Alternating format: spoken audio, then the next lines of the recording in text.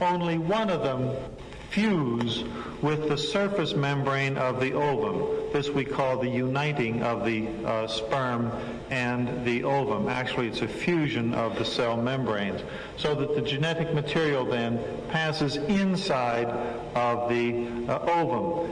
At this particular time, the destiny of the genetic program, the genetic destiny of this individual is established. We don't know what it is at this time, but we do know, of course, that as the chromosomes of the two come together, the genetic program is established at this time. Another biologic phenomenon which is consistent with the word al-gaid, and that is that as the individual, the female child, is born, she is born with all of the ova which she potentially will shed. So she will have several 100,000 ova. During her reproductive lifespan, of course, relatively few of these will be actually ovulated. So from amongst the many ova available, relatively few are then chosen to be ovulated. And if a spermatozoa is there, then at that particular time it could be fertilized. So therefore, when al-gaid is taken to mean a passing through, it will cover the period of the journey of the ovum as it takes from the oviduct and eventually through the uterus to the time of implantation.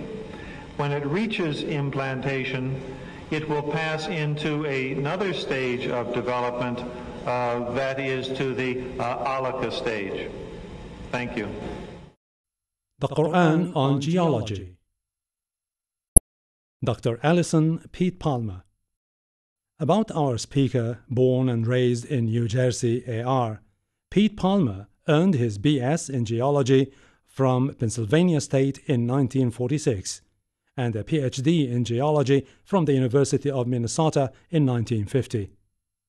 During his lengthy career, he has held various positions in geology and paleontology, including Cambrian geologist, paleontologist, U.S. Geological Survey in Washington, D.C. from 1950 to 1966, Professor of Geology, State University of New York at Stony Brook from 1966 to 1980, and Centennial Science Program Coordinator, mega editor for about 40 volumes of multi-authored books on the geology of North America for the Geological Society of America in Boulder from 1980 to 1993.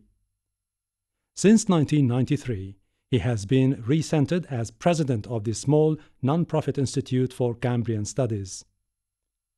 Dr. Allison Pete Palmer will now take you on an historic passage through time, using the now recently obtained knowledge from geological sciences, which he verifies so wondrously using chosen verses from the Quran and clearly stated comments of Prophet Muhammad, peace and blessing be upon him, known as Hadith.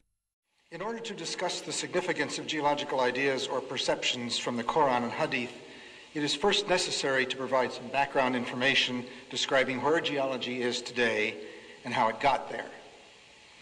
Geology began as a science slightly less than 200 years ago. Although various geological perceptions date back to Aristotle over 2,000 years ago, these perceptions were never integrated into an identifiable science until James Hutton recognized the implications of the now famous angular unconformity at Sicker Point in western Scotland in 1788. The Earth's crust was deformed, and these sediments, now cemented into rock, were tilted, and a plain was developed by erosion across their upturned edges. More sediments, a minimum of 2,100 meters thick, accumulated on this plain and in the course of time were cemented to form rock. Erosion of this thick series of rocks, which is still in progress at the present time, has cut a deep canyon through these rocks, exposing the evidence of their history. This deeply eroded land surface is essentially the only land surface that human beings have ever seen. But what a magnificent history is revealed. The vastness of this history is clearly demanded by the logical implications of the angular unconformity. This evidence that the Earth had a long history far beyond the memory of man was the basis for the science of geology. In the 2 centuries since Hutton saw and understood his angular unconformity in Scotland, geologists have been busy unraveling this history. The unraveling was helped by several additional fundamental but simple ideas. First, shells, bones, and plant remains found in rocks were recognized as records of life of the past. By the early 1800s, it was further recognized that the record of life in the rocks was different than it is today, and that the further back in time one went, that is, in lower and lower layers in the sequences of layered rocks, the more different the fossil record became. Thus, an empirical succession of geological ages was established. Each age was characterized by different assemblages of fossils found in the rocks. What do the Quran and Hadith say about all of this? Some key words from various parts of the Quran and Hadith have interesting implications.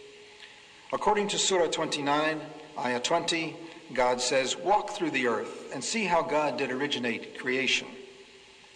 The story that I have just presented is the product of thousands of geologists walking through the earth, observing and thinking about their observations, primarily since the early 1800s.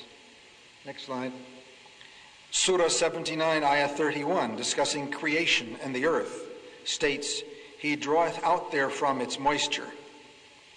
Although this seems to be in a context of springs because the following phrase mentions pastures, it is permissible to consider that this refers to outgassing of volcanoes early in Earth history. Volcanic gases include large amounts of water vapor and carbon dioxide. We believe that volcanoes early in Earth's history were the sources for the oceans and the atmosphere, an understanding only reached within the last century. Next slide.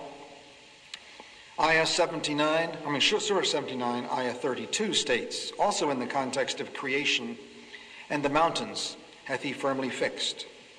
Similar mention of mountains is found in several other surahs. It is permissible to interpret this to imply that mountains are rooted and that modern geophysics has established deep crustal roots for the axial parts of mountain systems at converging plate boundaries. Several surahs mention geological perceptions tied to earthquakes. Next slide. Surah 86, Ayah 12, in a context of predicting happenings on the Day of Judgment, states, "And by the earth, which has faults." And Surah 67, Ayah 16, next slide, in a context of punishment for unbelievers, states, "Are you sure that God will not cause you to be swallowed up by the earth when it is turbulent?"